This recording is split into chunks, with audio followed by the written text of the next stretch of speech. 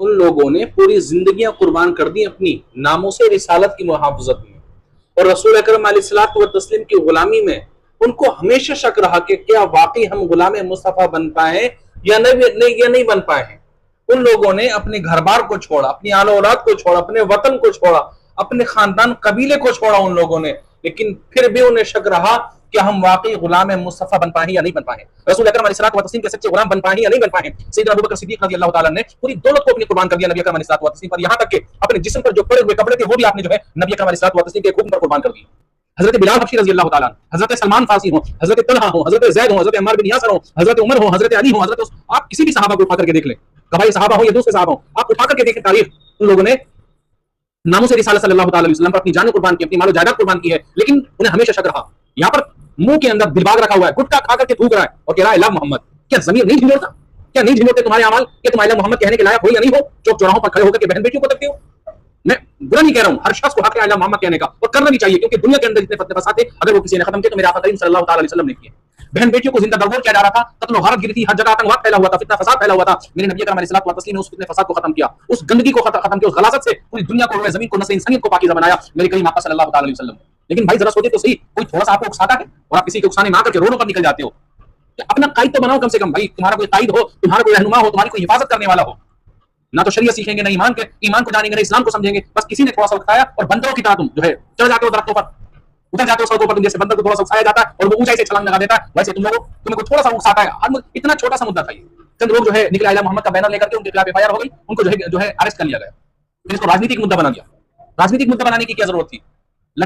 लाठीचार्ज की गई बरेली शरीफ के अंदर, वो बिल्कुल एक हिंसा है, गलत है वो, क्योंकि जब प्रोटेस्ट किया जा रहा था और हर हिंदुस्तानी को, हर मुल्कवासी को, इस मुल्क के अंदर रहने वाले को अपना राइट है कि अपनी बात रख सके वो अमन के साथ और शांति के साथ। और जब अमन और शांति के साथ, कुछ लोग कहेंगे बोले पथराव किया गया था, लेकिन वहां वीडियो में देखा वहां सिर्फ खून नजर आया है और वहां सिर्फ चप्पल नजर आए हैं, वहां सिर्फ जूतियां नजर आई हैं, ना कोई पत्थर नजर आया है, ना कोई लाठी डंडा नजर आया है। अगर लाठी डंडा नजर आया है तो उस पुलिस के हाथ में नजर आए जिन्होंने बेकसूर लोगों पर लाठीचार्ज की है और जो है किसी का सर फोड़ा है तो किसी के हाथ तोड़े हैं, कुछ को अरेस्ट किया है। ये कहां का इंसाफ है? ये कहां की समझदारी है? या किसी को अपनी बात रखने का राइट भी नहीं है? कोई अपनी बात नहीं रख सकता है इस मुल्क के अंदर? क्यों गुलाम बनाया जा रहा है इस मुल्क को? अच्छा खासा हिंदू, मुस्लिम, सिख, ईसाई ने मिलकर के इस देश को आजाद कराया था, लेकिन चंद लोगों ने अपनी कुर्सी के लालच में, सत्ता के लालच में, वोटों के लालच में, सिर्फ चंद लोगों ने इस मुल्क के अंदर जो तबाही मचा रखी है वो हमारी नजरों के सामने है।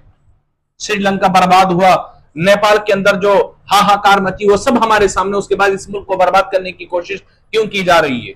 और मेरी मुसलमान भाइयों से अपील है, गुजारिश है, हिंदू भाइयों से भी अपील है, गुजारिश है, किसी के थोड़े से उकसाने पर जो है आप जो है वो बहुत ज्यादा ओवर ना हो जाया करें। समझदारी से काम लीजिए। चंद राजनीतिक तत्व हैं ये, आप लोगों को आपस में भिड़वाना चाहते हैं, लड़वाना चाहते हैं। क्या आपने कहीं देखा किसी भीड़ का निशाना कोई राजनीतिक नेता का कोई बेटा बना हो? उसके खानदान में से, उसके परिवार में से कोई राजनीति कोई ऐसा है जो जब लाठी चार्ज की गई है, जब डंडे चले या जब पत्थर बरसाए गए, जब किसी की गोलियां चली, किसी राजनेता का, किसी का बेटा या किसी खानदान, किसी परिवार का कोई शख्स वहां पर मौजूद हुआ? तुम्हें बेवकूफ बनाया जा रहा है, तुम्हें बंदर समझ रहे हैं वो, तुम उनके जो है इशारों पर कूदते चले जा रहे हो। देखें, अगर वाकई आप आशिक रसूल हैं तो आप मस्जिदों को आबाद करें। खुदा नाराज है, अल्लाह को राजी करने की कोशिश करें मेरे भाई। ये रोड पर निकलने से खुदा राजी नहीं होगा। आप अल्लाह मोहम्मद का नारा लगा रहे हो और नमाज छोड़ रहे हैं आप, यार कहां तक समझदारी की बात है? और आप हिंदुस्तान के अंदर झगड़े कर रहे हैं, फसाद कर रहे हैं, लड़ाई कर रहे हैं और खुद को हिंदुस्तानी कहते हो। हिंदुस्तान के अमन और शांति, सुख को खत्म कर रहे हो आप और खुद को हिंदुस्तानी कहते हो। कैसे हिंदुस्तानी हो तुम्हें? ये हिंदुस्तानी कहलाए जाने का वाकई आप वो काम कर रहे हैं आप? क्या आपका जमीर कह रहा है कि जिस तरह के काम आप हिंदुस्तान के अंदर कर रहे हैं फिर आपको हिंदुस्तानी कहा जाए? मेरे भाई, ये मुल्क शांति का मुल्क है, ये मुल्क गंगा यमुना की तहजीब का मुल्क है, ये मुल्क हिंदू, मुस्लिम, सिख, ईसाई के भाईचारे का मुल्क है। इस मुल्क को बर्बाद ना करें।